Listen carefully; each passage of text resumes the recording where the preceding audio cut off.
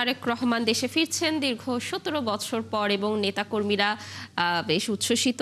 তারেক রহমানের স্বদেশ প্রত্যাবর্তন নিয়ে এই বিষয়ে সকল তথ্য আমরা জানানোর চেষ্টা করছি। দর্শক, দেশের দক্ষিণাঞ্চল থেকে অনেকেই আসছেন লঞ্চে চড়ে।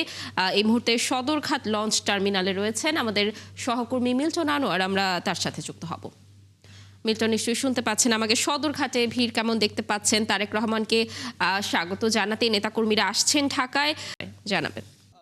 আপনি জানেন যে দক্ষিণাঞ্চলের যেই বা দক্ষিণাঞ্চলের যেই নৌযানগুলো আসে সেগুলো আরও অনেক সকালে চলে আসে। ভোর ৫টা থেকে কিন্তু দক্ষিণাঞ্চলের যেই লঞ্চগুলো যারা সেই লঞ্চগুলো আসতে শুরু করেছে এবং ভোর সেই ৫টা থেকে কিন্তু আমরা দেখছি যে নেতাকর্মীরা এখানে জড়ো হয়েছেন এবং তারা এখানে এই লঞ্চগুলো থেকে এসেছেন এবং আরও একটি দুটি লঞ্চ যেগুলো বরিশাল থেকে আসবে, যেগুলোকে এই তারেক রহমানের স্বদেশ প্রত্যাবর্তন উপলক্ষে নেতাকর্মীদের জন্য পুরো লঞ্চ রিজার্ভ করা হয়েছে। সেরকম কিছু দুটো লঞ্চ আসা বাকি আছে।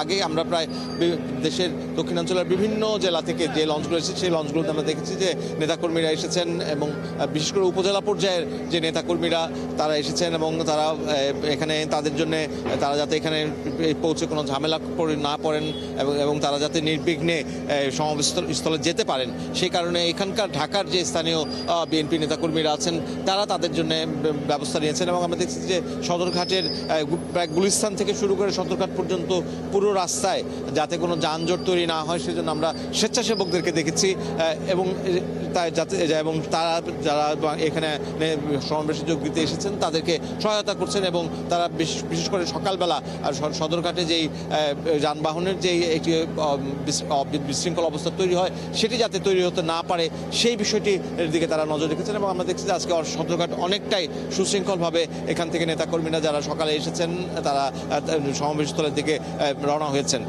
এর বাইরে আমরা কিছুক্ষণ আগে আমরা দেখেছি যে পটুয়াখালী থেকে একটি লঞ্চ এসেছে এবং সেখানে পটুয়াখালী দুমকি উপজেলার বিএনপি নেতাকর্মীদের সঙ্গে আমাদের কথা হচ্ছিল যে তারা এসেছেন এবং তারা বলছেন যে যারা এখান থেকে লঞ্চ থেকে নেমে তারা সমাবেশের দিকে যাত্রা করেছেন এবং যেইখানে সমাবেশ স্থলে গিয়ে তাদের যারা বাধা পাবেন, অর্থাৎ যেখানে যাওয়ার পর আর মনে হবে যে মানুষ আর যেতে পারবে না, সেখানে তারা অবস্থান করবেন এবং তারেক রহমান তাদেরকে যেই নির্দেশনা দিবেন গণতন্ত্রের যাত্রায় অভিযাত্রায় এবং আগামী নির্বাচনে তারা সেই নির্দেশনা অক্ষরে অক্ষরে পালন করবেন বলে আমাদেরকে জানেন। এবং তারা প্রত্যেকেই ছিলেন উচ্ছ্বসিত এবং তারা প্রত্যেকে এক ধরনের উৎসবের আমেজ নিয়েই কিন্তু এসেছেন এই দক্ষিণ মঞ্চ থেকে। এবং এখানে তাদের জন্য যারা যাতে পথে থাকেন এই জন্য স্থানীয় বিএনপির পক্ষ থেকে তারা যাতে সকালের তাদের নাস্তা থেকে শুরু করে পানি এবং এগুলো দিয়ে কিন্তু সহায়তা করা হচ্ছে। ফলে এই সদরঘাটে প্রায় ভোর ৫টা থেকে এই পর্যন্ত প্রায় ২০ থেকে ২৫টি বড় লঞ্চ যেগুলো দক্ষিণ অঞ্চল থেকে এসেছে সেই লঞ্চে আমরা দেখেছি বিএনপির নেতাকর্মীদের, সাধারণ যাত্রীদের পাশাপাশি বিএনপি নেতাকর্মী এসেছেন এবং শুধু বিএনপি নেতাকর্মীদের বহনকারী বেশ কিছু জাহাজও স্টিমার লঞ্চও কিন্তু এসেছে যারা এর মধ্যে এখানে এই লঞ্চগুলো এখানে থামার পর যেখানকার থেকে নেতাকর্মীরা সমাবেশের থেকে তারা যাত্রা শুরু করেছেন। লাবণী।